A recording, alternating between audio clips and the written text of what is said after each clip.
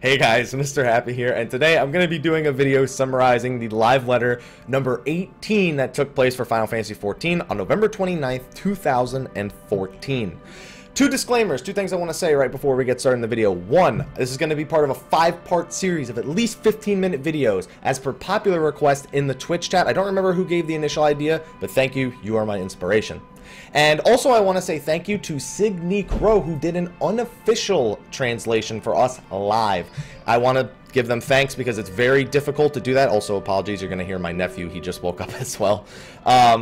I want to do a thank you. Did screenshots, did the Q&A, did everything. Very difficult to do this. Everybody in the chat was very appreciative for the most part. And if you guys see Signy Grow, if you see him on Twitch, if you see him on Reddit, whatever, just be sure to show your appreciation. That's all I want to say. But anyway, let's go into the meat of the live letter. TLDR, patch 2.45 will be December 9th. Dragoon is getting buffed. Ninja's getting nerfed. There's going to be some changes to crafting. We're going to get the Eternal Bond system, which I'll go into a little bit more. And there's going to be some other systems, the new Zodiac weapon, the lockout removal from coil, which I'll elaborate on in another video. And that's pretty much it. Now, we're going to go through the individual questions and mainly point out the ones that are of use. The second half of the live letter was a lot of fluff, but there were a few announcements in there. So let's just go through the questions and see what we have here. So right at the start, they were talking about job balancing and went into a little bit of the developmental idea of it, but the meat of it was they talked about what they're going to be changing for Dragoons in patch 2.45. Yes, Dragoons, you will be getting a buff in 10 days, basically. So, big thing, increasing their magic defense. They didn't say if it was going to be up to par with the other jobs, but they are increasing it at the very least. They're also going to be changing the directional requirements, or basically making it so they're not as hard to do, so that you don't lose the added effects if you aren't at the right position. Most likely heavy thrust they're talking about there, you won't always need to be on the flank. It'll likely just do more damage if you are on the flank when you do it. Similar to the way Monk was changed a while ago, or the way Monk works, I should really say. They're also going to be making other adjustments, including the reduction of recast timers on certain skills, assuming jumps, honestly, decreasing the increased damage taken during Blood for Blood, which is a big one, and increasing the dot damage on certain actions. All that's going to be taking place on patch 2.45 on December 9th. I'm going to make a prediction video about that separately. That'll be part of the 5-part video series. Then they were talking about ninja nerfs, which I could go on. I can make a 15-minute video on that alone as well. Basically, they had a planned rotation that players have exceeded and are now pushing higher numbers than they expected Ninja to be able to do. And basically, to counter that, they're going to be lowering some potencies and giving them higher TP costs. So, Ninjas, if you've been loving it so far, you're still going to love it most likely. Trick Attack and Goad are pretty invaluable. And honestly, I don't see this affecting them too much. Damage numbers will probably be a bit lower. You'll probably hit your TP floor a little bit quicker. But other than that, it shouldn't really change the way you play the job at all. Just expect slightly lower numbers. So, and they even asked about the lag from Mudras. That's really something you can't do much about. That's independent of people's latencies and their operating systems and local setups and whatever. So, can't really talk about that too much. There's also talk about how annoying the itemization is for summoners and bards with all the spell speed and skill speed. And they said that their ultimate goal is to obtain raid level equipment. However, we've added various stats to equipment due to the fact that there would no longer be a need for equipment that can be purchased with elegant tomestones of poetics or equipment made by disciples or hand. I think I'm reading that wrong or interpreting it wrong, but it almost seems like they basically wanted them to have more gear options, so they purposely added stats that were less than stellar on the gear. I pretty much just figured it was a balancing act regardless. They wanted to make certain pieces on certain sets more desirable, and it sounds like my nephew is starting to learn how to turn the doorknob as well. So they've been looking at feedback, and they're gonna see what they can do moving forward. Maybe they'll make spell and skill speed better. Maybe they'll just include it less. I don't know what their plans are for that, but they have something planned. Who knows? Now, also big news, limit breaks, individual limit breaks. Now, when I say that, I don't mean everybody has their own limit break bar, but every job is going to have their unique limit break. That's planned for patch 3.0, heaven's word, and it's going to be coming out. There's also going to be benchmark software for 3.0 where they're going to showcase the new limit break. One of the big ones here, bards will no longer have the same limit break as healers. That is a big one, guys, because that has been one of the most highly requested things. They mentioned changing it at the recent fan festivals. Now we know it's definitely going to be changed. They're also going to be saying that a new limit break for Dragoon was another one that they mentioned. I'm actually really looking forward to seeing what they can come up with this. I really want to see what the Bard limit break is. I have a feeling they'll share it with ranged DPS, but who the heck knows, you know? So moving on, we're going to be getting more job quests in the expansion. They did a lot of explaining how an expansion works here, and if you've played an MMO before, it's not that big of a deal. You know that there's going to be more quests. You know that the expansion's probably going to cost you a pretty penny, but other than that, not too much. Currently, there are a lot of content for hardcore users and casual users, but not many for the mid-tier users. I like this question because we got a few interesting answers out of it. In the upcoming expansion, we will be introducing a new content for mid-tier users, which is currently referred to as Free Company Craft, final name to be determined.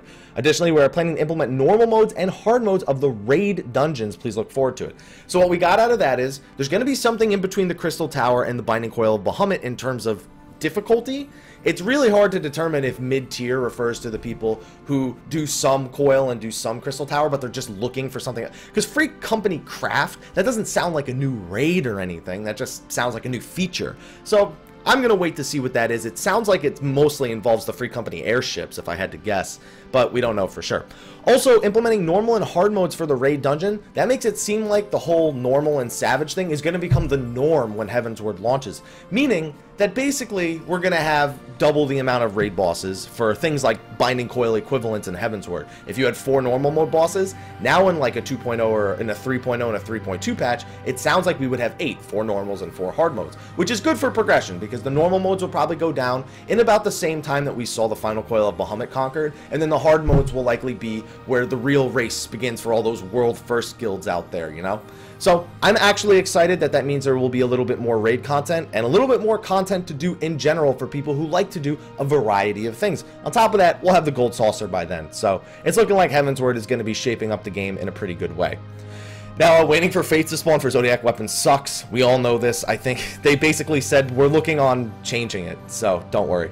Previous interview, you meant that they will add the ability to tackle instance dungeons by ourselves. This was interesting. They mentioned that they're looking into a feature where you can have your own unit of NPCs from your grand company and that you can do dungeons with them to level them up. See, why did we spend all this time leveling up a chocobo if we were just going to level up grand company NPCs? I don't understand. I like the idea. I just want to be able to bring my chocobo into the dungeon. Please just let me bring my chocobo into the dungeon. That's all that I want. Alright, do you have a plan to add new rules to Frontlines? Yes, they're going to be adding a new rule to the same map of Frontlines, and also adding Frontlines to the Duty Roulette. From what I can understand, it's a PvP roulette, but it's only between the 2 Frontlines maps, which is just, well, the 2 Frontline rules, which is kind of weird. Need more information on that, not going to speculate too much on that. We are also in the process of looking into making it so matching takes place for 8v8v8. That is probably a good idea, although Frontlines with 8v8v8 is kind of bad. Played it before, it's not that fun. Anyway, question number 12. Currently, all high-level crafting recipes require materials obtained via desynthesis and items obtained by trading tomestones, and the Gatherer classes do not have much involvement. This is actually a pretty fair question. As a Gatherer, I find myself pretty much just getting, you know, Thanalan soil and clusters, because that's where all the money is, right? They included a lot of desynthesis materials because it was a new feature, but they're going to ease into it, ease out of it, I should say, a little bit more in the future. Thank you, because as somebody who makes most of my income as a miner, I appreciate that. Obtaining the higher tier equipment for Disciples of Hand is difficult. They're going to be easing it a little bit. They want to still make sure there's difficult gear out there, so they're just gonna leave the current recipes as is, and they're gonna be trying to add recipes below that, as opposed to just constantly stacking new higher tier recipes, which I think is a good idea. It means that your gear has more immediate value and you're not just in a rush to get to the next set of gear. Question number 14, there are a lot of recipes that require Mastercraft, and they said we'd like to make adjustments starting with the recipes they add from here on out. If you were looking for less than 3 Mastercraft demi-materials and certain things, that's pretty much not going to happen. It's only going to be stuff that happens from here on out. As first level 50 player, it's difficult to obtain the previous Allegan Tombstone and Mythology gear, Item Level 90 gear, because they can only be obtained through the new dungeons. Is there any easier way? Neck? Okay, there's a bit of a typo there. Is there any easier way to obtain them? We're currently discussing ways to address this matter. They originally did it for, you know, item desynthesis and Grand Company turn-ins. That's why they thought about it. They kind of didn't take new players into account, so at least they're being honest about that, but kind of sucks that they didn't think, oh, new players need gear. Yeah, of course they do. Just do the hunt, regardless. Anyway, a lot of new boss battles, right? This is just them tooting their own horn about their boss battle design in patch 2.4. If you're interested in that, you can read the question and answer yourself. It's pretty much just how they go about it. Can you tell us the status of add-ons and DirectX 11? Yes!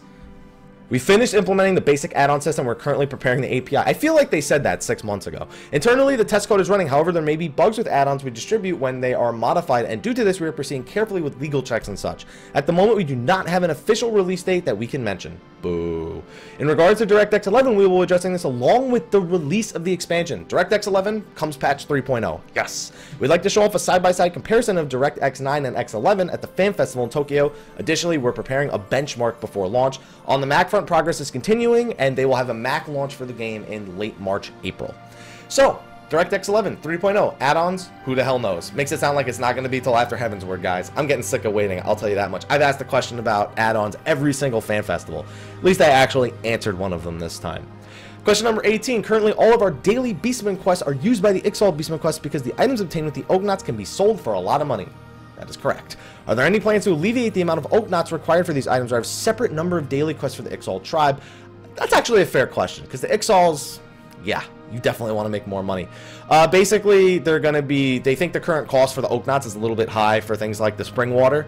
They're going to be making things like that easier to obtain. On the other hand, we'll be monitoring the cost of the Sealant a little bit more before we decide on making adjustments. Basically expect a little bit of changes there. Now, there aren't too many more questions to go over, so we're actually on pace for that first 15-minute video. Are there any plans to implement an inventory specifically for fishing lures and bait? They said it's difficult to add inventory, and they're very much aware of the issue, so they're working on it. Please look forward to it. Hi. Question 20. Can you add a lot more hairstyles? They say there's a lot of options, but when it comes to hairstyles, you have to make very fine adjustments for the graphics portions that stick out of equipment so that they do not... Basically, they're talking about clipping issues. So they add like 1 to 3 hairstyles in each patch. And don't forget that there is a new race coming soon, so that is also on their things of, you know, customizable options. And they're also currently looking to make an afro hairstyle, which I'm very much enjoy. There's also going to be a fake mustache for the Starlight celebration, which is the Christmas celebration coming up soon. And if you like, and ladies can wear the fake mustaches too, so don't feel left out. Moving on, a new playable race. Were there any plans to introduce additional character creation options? They said it's difficult to do. Just remember that they're just going to try to increase the number of character options via glamour.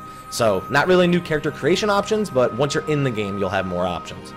Are there any plans to remove the restrictions on the glamour system, such as being able to be a tank in glamour mage gear? And they basically said no, but if there's any specific gear they'd like to glamour, they'll consider those requests. Not just broad tanks can wear mage gear and so forth and back.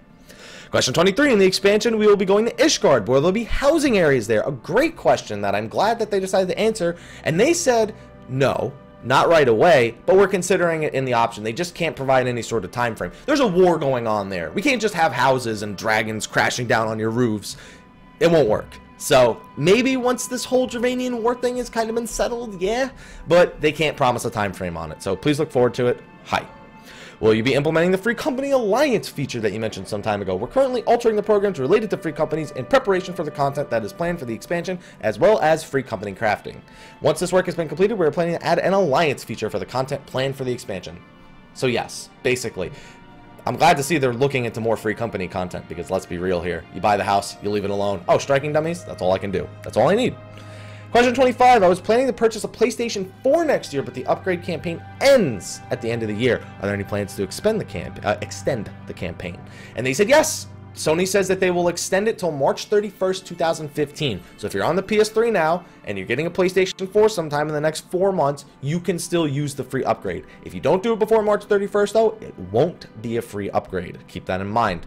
They're also planning to implement free trial versions of the game for the PlayStation 3 and 4, specifically for PlayStation Plus members. It'll be available earlier for them, but non-Plus members can use it starting December 24th. So please look forward to it. Hi. Dates are tentative.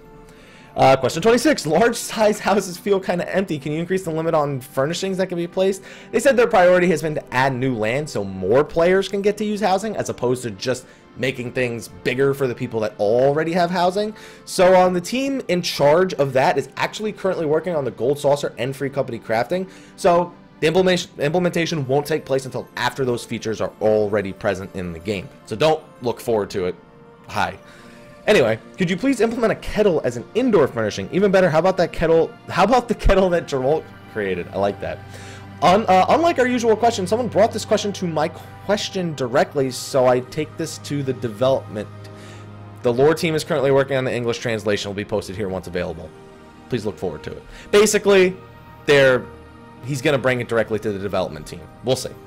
Question 28, and this is the final question. I've been refreshing this for like an hour waiting to see if there would be more Q&A here, but this is the last one that they go over. Question 28, after the expansion is released, will we still be able... Basically, this is asking if I buy the expansion, if I don't buy the expansion, can I still play the game, but just not the expansion content? And the answer is yes.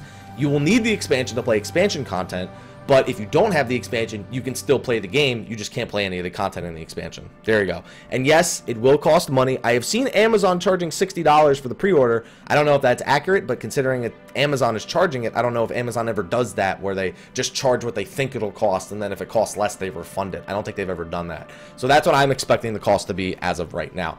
And those are all the questions and answers, but there was one more thing I want to talk about, and this is gonna be another thing of the 5-part series. So they showed off some pictures here, as you can see, from SIG's unofficial translation. This is the free company craft. This is basically the creation of the airship, but it also looks like they're creating small houses, and there's gonna be new Japanese-themed furniture. I'm seeing all that stuff here on the list. I'm gonna zoom in so it's easier for you guys to see it. There you go. There it is. It's like a creation module. Here they're going to be adding new Japanese-style room things, you know, Byobu, Tatami, Katatsus, things like that. But the big thing I want to talk about here is the Eternal Bond system, which for some reason they couldn't differentiate an A from an O, and it's going to say Eternal Band in some of these screenshots, assuming that they're all here. Now, TLDR, it is going to be a MOG Station feature. There's going to be a standard plan, and there's going to be a gold plan. The standard plan is free for everyone who wants to use it. It's your basic features. It's the wedding itself, or the whatever. It's the wedding. It's the wedding itself with minimal features. The gold system is going to include a better dress for the bride. It's going to include a minion, and it's going to include a mount. Because it's through the MOG Station, and they never mention the word Gil, I'm going to assume the gold plan costs money. Again, something they're adding to the cash shop that's pure vanity. So, having said that, just scroll through. They basically went over the process. You have to sign up via the MOG Station, free or gold, whatever. It activates a special quest in the game. When you do the quest, you get the rings and the attire through the quest. Then you can choose a type of ceremony that you want. Then you can reserve the venue, send out invitations, and then the ceremony itself happens. That's basically how it's going to work. There's going to be special hairstyles for the ceremony. Of course, there's going to be the outfits for the groom and bride, or the groom and groom, or the bride and bride, whatever you want to do. All that stuff can be done with the feature. You can choose whether or not to have a Moogle preside over the ceremony. And then there's Big Cake. Basically, and there's the Eternal Band feature, which this is just showing off the promo site that they're going to have for it. And then they even decided they were going to stop rambling, so I'm going to stop rambling as well. That was basically it. The second half, they had the CEO of Level 5, which made Dark Cloud, Dark Chronicles, Nino Kuni. They had him come over. He's a big fan of Final Fantasy XIV, so he showed off some things. They're also responsible for Yokai Watch, which is kind of like a new Pokemon thing in Japan. And he had a few screenshots of that as well. This one's my... If the mount looked like that, I would actually level my Paladin to 50. And then, of course, the bucket hat. So, not really anything new information-wise. This was mostly a for fun half of them plugging Level 5, basically, just for being fans and a fellow Japanese game developer and publisher, you know. So, wasn't really too many things. They have a few announcements here at the bottom. I'm going to scroll down to. Here they are. They went over the information we got from the last fan festivals as well. New veteran rewards. I'm going to zoom in on this a little bit more because it's hard to see. The 630-day veteran rewards is a Nanamo minion and a fat chocobo head. Yes, happy. There is the new Blu-ray music disc from Astral to Umbral. I really wish they wouldn't make these Blu-ray, but I guess they kind of have a lot of songs on them, so it's okay. That'll be launching December 17th, but I don't know if that's in America and Japan or if that's just in Japan. I can't really tell from this, and I don't see a translation here for that. They also showed off the upcoming holidays, the Starlight Celebration and Heavenstern. Both will be returning very soon, and with that, they were basically done with the thing. SIG apologized for any omissions and mistakes, and he's going to be going back over this and fixing it tomorrow. So thank you everyone for watching the video. This is part 1 of the 5-part series, remember. So if you have any questions about any individual topics, be sure to ask them in the section below the video in the comments section so I can answer them in the other 4 videos. So anyway guys, thank you for watching. Be sure to like, favorite, subscribe, and share for more Final Fantasy XIV news, updates, guides, whatever. And until next time guys, take care.